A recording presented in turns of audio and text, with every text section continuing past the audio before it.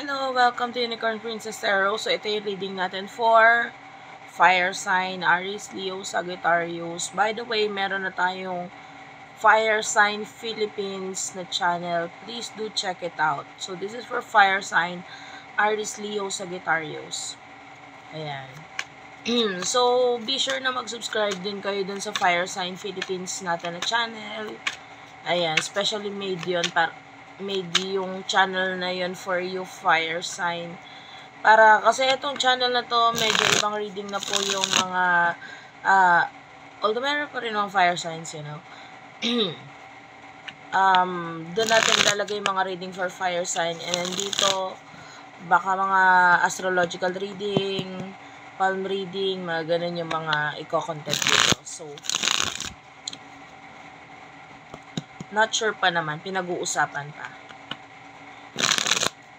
So, let's start what we have here for fire sign. Pasensya ka, nakagaling ko lang sa sakit. So, kung ano yung komportableng posisyon para sa akin para mag-reading, yun ang gagawin ko, no? So, kung ayaw mo ng ganitong klaseng reading, pwede ka mag-next video. Sana mag-comment ka sa baba, kahit po heart lang, smileys, malaking bagay yun sa akin.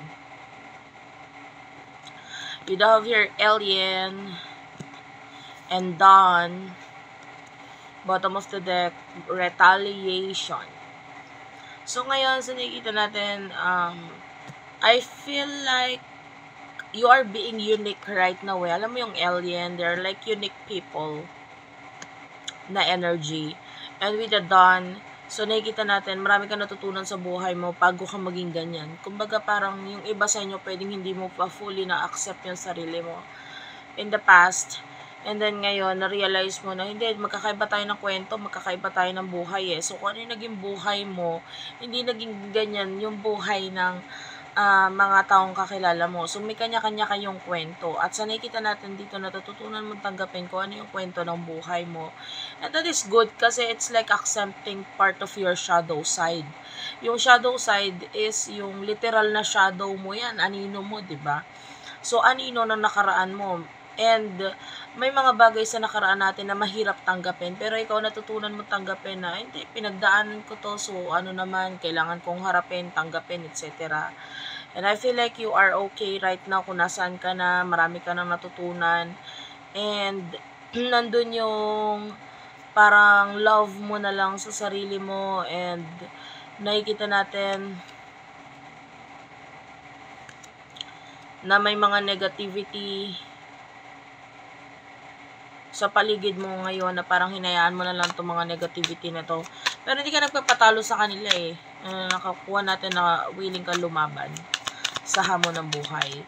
So, person nakakonect mo pagdating sa love. You do offer unconditional and realization. So, nakikita natin yung pagmamahal mula dito sa taong to. This person loves you. Alam niya yon, aware siya doon.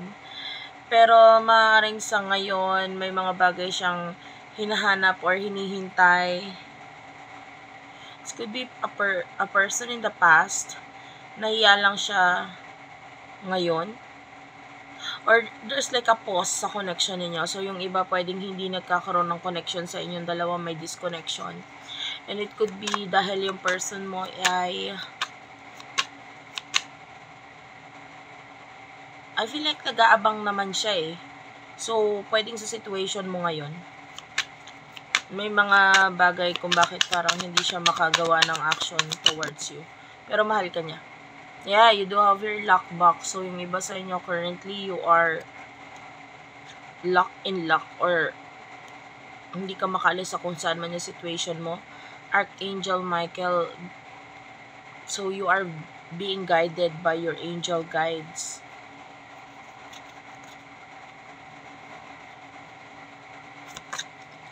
Ano yung emotion ng person nito towards you. So, nabanggit ko nga kanina, mahal ka nitong taong to. And, family is here. So, I feel like, malaki yung involvement ng family kung bakit may disconnection na nangyayari sa inyo ngayon. Ayan, yung iba, relihiyon or, ang tawag dito, pwedeng usaping pamilya eh. Pero mahal ka nito person na to.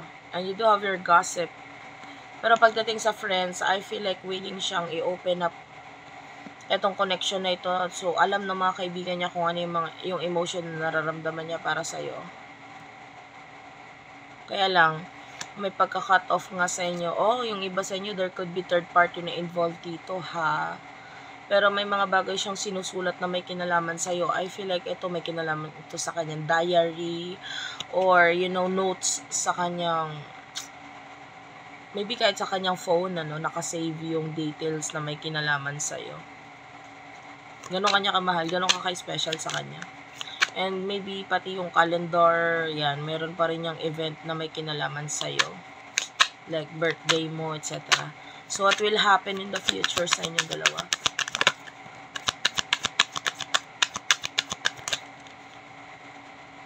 You do have your threatened intervention and obsession. So, be careful dito sa pagiging... There's an obsessive behavior na nanggagaling sa'yo. By the way, nakakamoy ako ng Vicks, eucalyptus. So, in the future, nakikita natin, you will feel embarrassed dito sa person na to, pero nandun yung hindi kayo magkakaroon ng connection, pero nandun yung pag-iisip mo pa rin sa kanya and tendency na maging obsessed ka dito sa taong to. Mahirap kasi the more you avoid the person, the more na mas maiisip at maiisip mo pa rin yung tao. Kasi ang hirap kalimutan ng isang taong na minsan na naging importante sa'yo. Okay? And in the near future, para sa person na ito,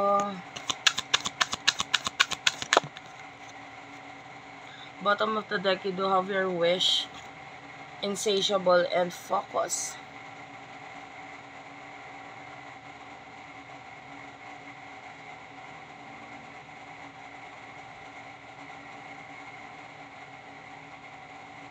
Well, I feel like in the near future,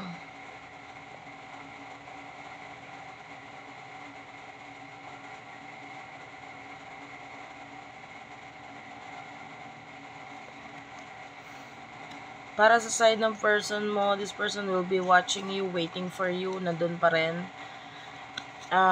Etong taong ito, hindi pa rin siya nawawala. I feel like willing pa rin siyang mag-take ng risk sa'yo. At you're the one na nakikita natin nagiging cold dito.